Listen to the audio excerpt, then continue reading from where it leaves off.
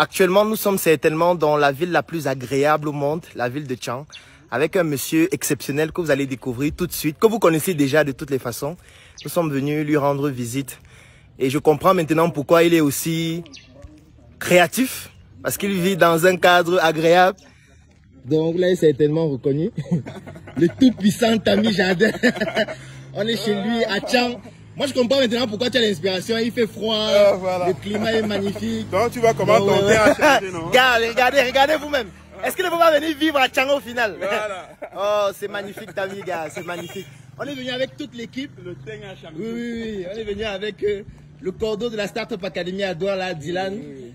Celui qu'on ne présente plus, il est venu avec un gros bolide. Vraiment, je ne sais pas quoi dire. Je suis ému. C'est vrai. En tout cas, tout est réel. Tout est réel.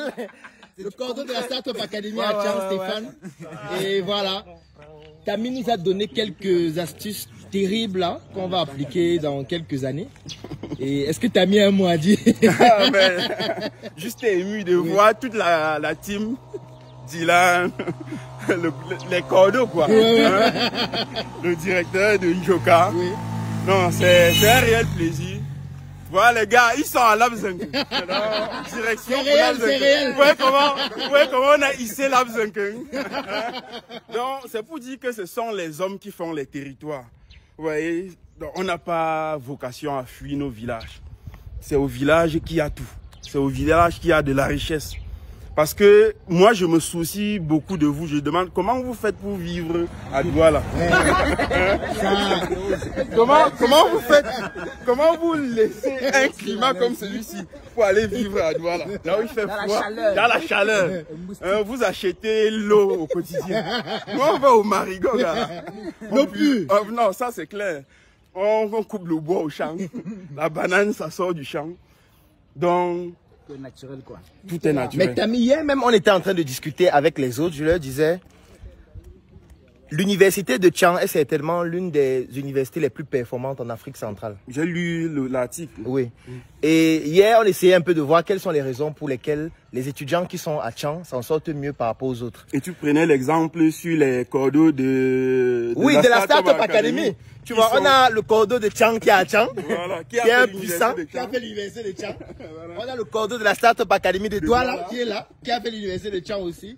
Et on a le cordeau de la Startup Academy en Côte d'Ivoire, Boari, qui a fait aussi l'université de Tchang. Oui. Voilà. Alors, on a essayé d'identifier un peu quelles sont les causes, ou du moins grâce à quoi ces étudiants sont performants.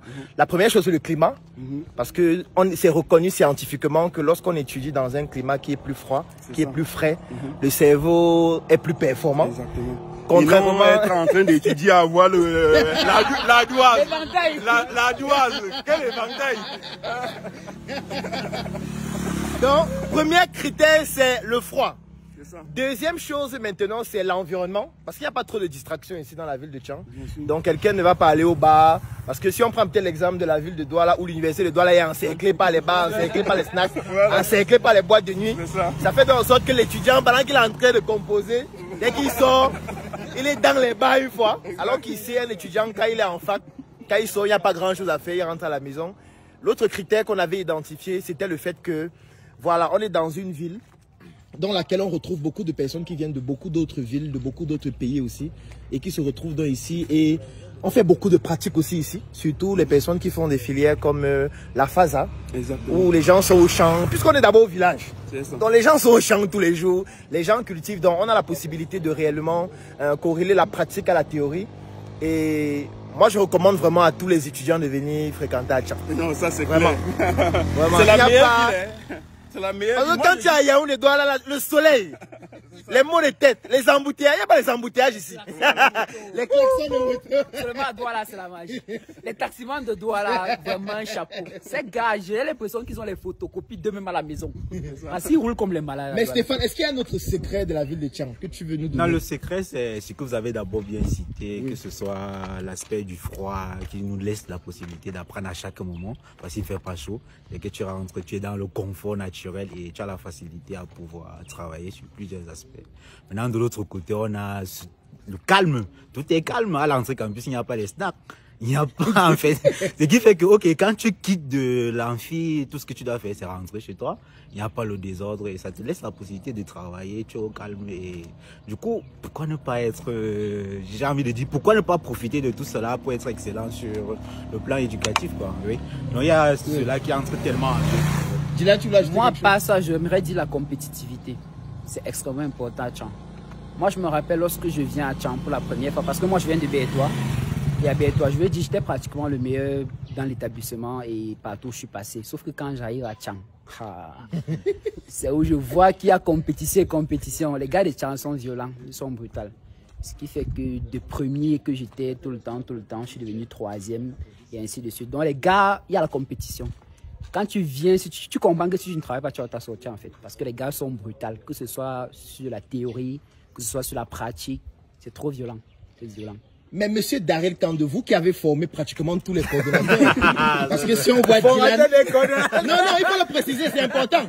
C'est très important. Parce qu'on ne le dit pas souvent. Daryl Kande, c'est lui qui a formé Dylan. Je l'ai dit devant lui, si c'est faux, il peut dire le contraire. Daryl, c'est lui qui a formé Boiré. Ils étaient d'ailleurs dans la même équipe Scorpion. Donc Daryl était le chef d'équipe. Je peux citer même aussi Stéphane, qui était dans son équipe. Toujours, je confirme. Comment est-ce qu'on fait pour produire 3 coordonnateurs de Startup Academy? Quel est le secret? Surtout qu'on vient à Tchang régulièrement aussi. C'est la partie était importante. Bon, s'il y a quelque chose qu'il faut remarquer, c'est que, voilà, tous les intellectuels, ils ont quelque chose de naturel. C'est que, voilà, quand ils veulent véritablement éclore, en fait, leur génie, ils font ce qu'on appelle les retraites. Et les retraites sont généralement dans les zones reculées. Et quand on parle de zones reculées, on va voir des zones comme Tchang. On va voir des zones qui ont un climat un peu tempéré. Donc, pour dire que voilà, la ville de Tchang, de manière générale, regroupe en fait tous ces paramètres-là dont les intellectuels suivent pour pouvoir être excellents. On peut citer les prêtres, on peut citer les chercheurs, on peut citer plein d'autres domaines. On peut le voir même ailleurs. Les étudiants qui quittent par exemple ici, partent en France, en Norvège, où les climats sont similaires à la ville de Tchang, parviennent toujours à exploser. Donc c'est dire que le climat favorise, je vais dire, de manière pertinente en fait l'éclosion du génie. Moi, pour ma petite expérience, j'ai fait 2 ans également dans la ville de l'Ouest.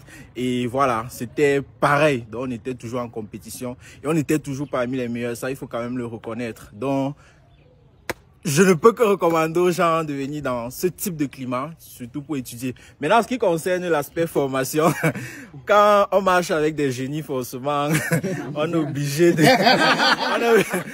Quelle humilité! Quelle humilité! On est obligé de sortir notre génie pour accompagner des génies. Donc, c'était vraiment avec un grand plaisir que, voilà, je venais sur Tchang pour accompagner ces magnifiques coordonnateurs qui font aujourd'hui la fierté de toute une communauté, parce que la communauté Startup Academy, ce n'est plus seulement, du moins par leur travail. La ville de Tchang, on venait leur former, c'est la ville de Douala, c'est la ville de, du moins c'est la Côte d'Ivoire, c'est Tchang lui-même. Et dont les répercussions sont au-delà du Cameroun. Donc, je ne peux qu'être fier de moi tout en disant que voilà. Quelle humilité. On n'a pas abandonné. Nous sommes toujours là et voilà, on va nettement avancer. Tu restes le formateur des coordonnateurs. Donc là, nous avons le formateur des coordonnateurs.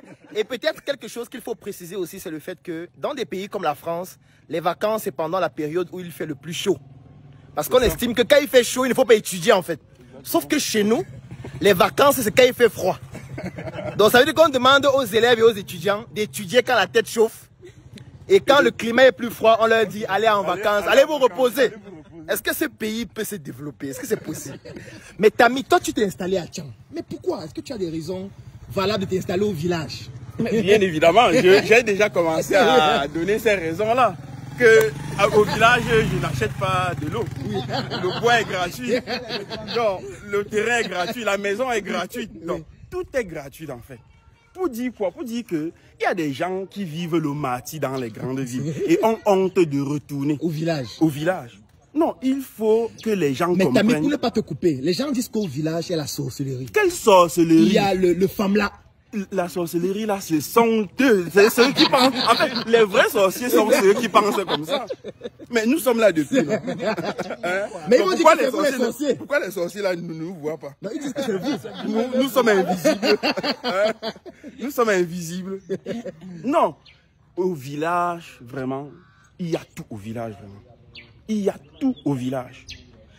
Sans te mentir, je suis persuadé que lorsque je suis rentré, m'installer au village, si je payais le loyer, peut-être je n'aurais pas eu l'ascension que j'ai aujourd'hui. Parce que les 5 années que j'ai vécues dans la maison familiale, et moi je n'ai pas honte de le dire, m'a permis d'atteindre des niveaux que, en location, peut-être je n'aurais pas atteint. Et cet argent-là m'a permis de me déployer à un niveau exponentiel. Aujourd'hui, je n'ai plus les mêmes difficultés qu'il y a 2 ans. Surtout qu'au début, ce n'était pas facile. Avec la Covid qui est venue fragiliser complètement l'activité et il nous a mis à plat. Vous le savez que pendant la période du Covid, on vendait le cajou de tomates à 750. Tout était à terre, rien ne sortait. Donc, après avoir atteint cette étape, on comprend que non, tout est au village. Les terres sont là. Parfois, même, on cherche ceux qui vont cultiver, on n'en trouve pas. Donc, les gens qui sont dans les grandes capitales, qui ne s'en sortent pas là-bas, non, rentrez au village. Non, que de Lille, à Douala, venez Lille au village au moins. Parce que ici, sans vous mentir, le village, non, c'est extraordinaire. Tami, peut-être il y a quelque chose d'important aussi qu'on ne précise pas suffisamment. C'est le fait que dans les grandes villes, il y a trop de compétition. Et du coup, ça entraîne beaucoup de complexes. Ça veut dire que tu vas être avec des personnes qui ont des grosses voitures, qui sont dans les grosses maisons, qui sont en boîte de nuit chaque jour, qui parlent en centaines de millions. Et ça te complexe. Ça te pousse à sortir la nuit, travailler avec les couteaux. Parce que tu veux aussi essayer de montrer que, voilà, moi aussi, je ne suis pas le dernier. Non, même, tu es en ville. Même au village, il y a des grandes maisons. Les gens construisent, il y a des étages partout. Regardez, voilà un hôpital. Voilà l'hôpital. Voilà, regardez cet hôpital à quelques centimètres, à quelques mètres d'ici là. Ça, c'est c'est le plus grand hôpital, peut-être, de la zone, hein, de toute cette zone. Vous voyez qu'il y a l'hôpital à côté. Les pharmacies sont là à 2 km, tout est là. Tout est là. Donc, les gens, comme je dis toujours, parfois on traverse sur l'argent pour aller chercher l'argent. L'argent est sur place. Et il faut juste avoir les yeux pour... Il faut juste avoir les yeux pour voir. Donc, ce qu'on va retenir, c'est rentrer au village. Non, pour ceux qui ne s'en sortent pas en ville. Oui. Parce que l'objectif... Mais qu'est-ce que tu mets dans ne pas s'en sortir? Non, l'objectif n'est pas de demander à tout le monde de rentrer. Parce qu'il y a des gens qui s'en sortent là où ils sont. Que ces personnes continuent à s'en sortir là-bas pour développer leur village. Vous voyez? Maintenant... Exactement. Maintenant, il y a des gens qui sont ailleurs, qui ne s'en sortent pas. Et ne veulent pas rentrer tout simplement parce qu'ils ont honte. Ou bien parce qu'ils se disent, qu'est-ce qu'on dira? Qu'est-ce qu'on va se dire de moi? Qu'est-ce que les gens vont dire? Mais si moi je pensais à ça, je parle de mon exemple, parce que moi je n'aime pas prendre les exemples ailleurs. J'aime prendre l'exemple sur ma propre personne. Moi, si j'avais pensé un seul instant qu'en rentrant au village, les gens allaient parler moi avec lui, je ne serais jamais rentré. Oh, Dieu seul sait comment on a bavardé dans ce quartier. Mais ça, c'est le gars, si c'est un zing-zing. Qui de l'euro pour rentrer au village. Voilà. Donc, c'est un peu ça. Mais Tami, moi, je veux qu'on revienne sur un point pour terminer. C'est la sorcellerie. Non, il n'y a... Les gens ont peur du village, hein, Tami. Ils disent que mais, la nuit, les gens marchent au village. Les sorciers vont te manger. Ah non, il n'y a pas de... Est-ce que tu as un secret, une astuce pour ceux qui ont peur du village parce que, estimant que ils vont être mangés par les sorciers?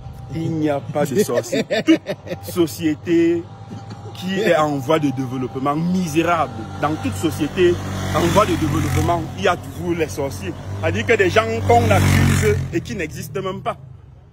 Oui, nous sommes là. On sort la nuit, on rentre, on n'a jamais été victime de sorcellerie. Donc, ceux qui pensent qu'il y a la sorcellerie, qui ne rentrent pas parce qu'il y a les sorciers au village, c'est eux les vrais sorciers. D'accord. Bon, on va conclure sur cette note. Ça a été un plaisir. Ça a été un plaisir de venir rendre visite à un puissant de l'agriculture au Cameroun. Je pense que vous connaissez Tami Jardin. On va mettre ses liens en commentaire pour que vous puissiez suivre sa page si vous ne le connaissez pas. Mais Tammy, est-ce que tu peux dire en quelques mots tes activités et peut-être ce que tu es en train de prévoir dans les futurs prochains? Voilà, comme j'ai annoncé il y a quelques mois, on avait lancé un projet de construction de 1000 ruches. Le projet a déjà été lancé. Et comme dans la communauté, on veut grandir ensemble, j'ai préféré confier ce projet à un membre de la Startup Academy qui s'appelle Zidane Temgwa. C'est lui qui est en train de réaliser les 1000 ruches qu'on va installer un peu partout pour pouvoir quand même satisfaire les populations en miel de qualité, parce que le faux miel est déjà assez répandu à travers nos différents marchés. Le prochain projet que nous avons pour cette année, c'est la création de l'une des plus grandes pépinières d'Afrique subsaharienne. Une pépinière de 500 000 arbres fruitiers de différentes espèces. Donc que ce soit les goyaviers, les avocatiers, les manguiers, les pommiers, les kiwis, les citronniers, bref, tout type d'arbres fruitiers et des plantes médicinales également. Donc nous allons créer cette pépinière de 500 000 plants d'arbres fruitiers. Le site, on va annoncer le site là où on va faire cela dans les semaines à venir. Donc voilà les gros projets que nous avons et que nous allons implémenter. La période de turbulence est passée depuis. Donc à partir de ce moment, nous sommes en train de prendre de l'envol parce qu'on a pu au fil des années, au fil des années, corriger nos échecs. Parce que, comme je vous ai dit, ça a été des échecs, mais on a su capitaliser sur des petites victoires qu'on a engrangées ça et là. Waouh, magnifique. Ouais. En tout cas, de toutes les manières, on va vous tenir informés sur toutes nos plateformes en ce qui concerne l'évolution de ces différents projets. Tammy Jardin, c'est une valeur sûre dans le domaine de l'agriculture, pas seulement au Cameroun, mais en Afrique.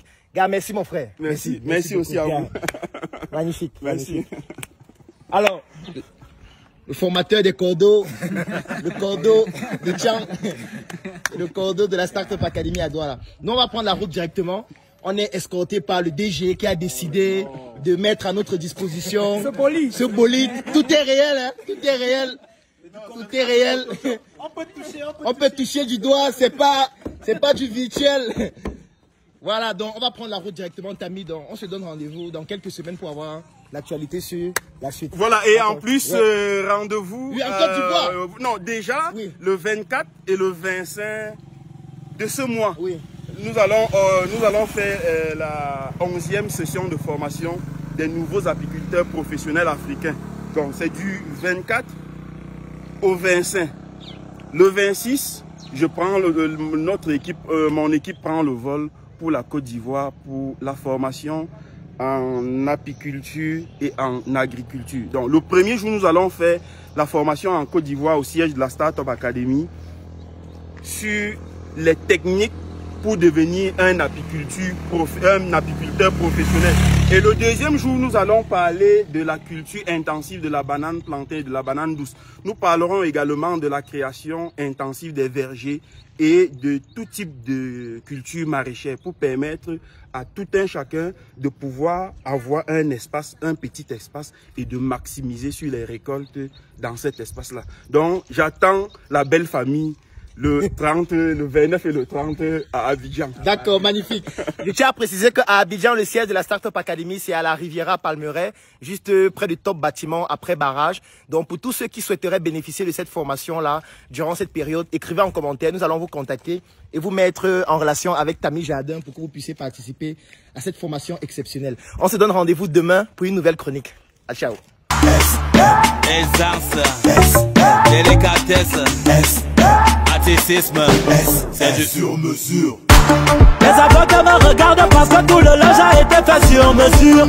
Par mesure de précaution, j'ai pris la mesure de me saper en sur mesure. Maman yo-yo, je suis sapé, je suis flingué, parce que c'est du sur mesure.